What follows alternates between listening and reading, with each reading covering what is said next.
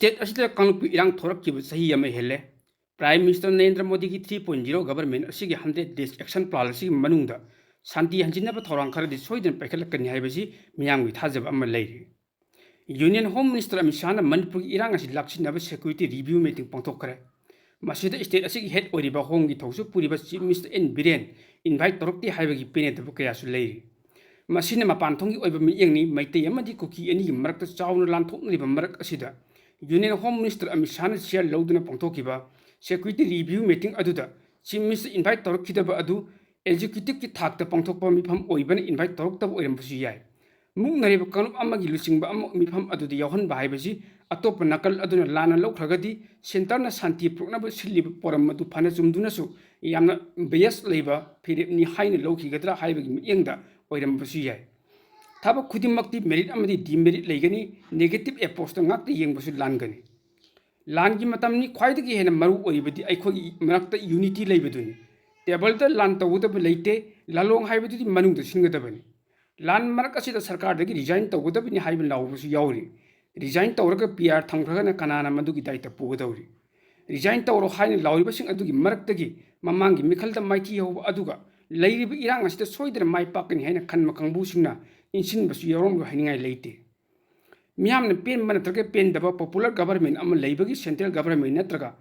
central फोर्सिंग नि हेंजिन थबकसिंग तो ngमद्रिबनी हाइबसिसु खंग दरकार ओय पीआर लेखिब तारगदि सेंट्रल फोर्सिंग मनिंग तरपद मियामने थेंगनब ngमलोय अइखोइना खरा लाव खोंगिब ngमलिबसि गवर्नमेंट अमदि मियामगी मिहुत लेबदगिनि पीआर थंखिब मतमद कनाद वकलुगनि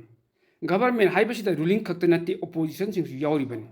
मसिना मियांग इशू अमदि चपचान थेंगनब ngमलिबनि पीआर लेरिंगे मनंग सेपरेट एडमिनिस्ट्रेशन पीरम लगना कनाना दायित्व लौगदौरी अखोइदगी हेना लालहौबग इरांग कन्ना लेरिबा चीफ मिनिस्टर अमसंग ओपोजिशन पार्टी सिंग फोंग लेप्तुन थेंगनरिबा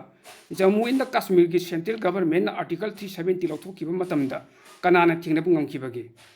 यामलब लनमिसिंग थाजिनदुन मियाम लेंग ओप ngमदना थमलब मतुंग आर्टिकल 370 लौथोकपत नतना अपुन स्टेट अमसंग जम्मू एंड कश्मीर बु यूनियन टेरिटोरी अनि थोना खाइदोखिबा मखाताना म्यांग इहौ लेतनबा हाइदुना सांगलब सही कया पीआर थमदुन लाखिबदु करिसु तौब ngमखिदे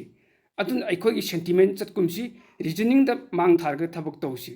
म्यांग म्यूसिंग अखोय अपामसिंग अदु फंगहनबा मखोगी अरिब रिसोर्सिंग सिजनब होटनसी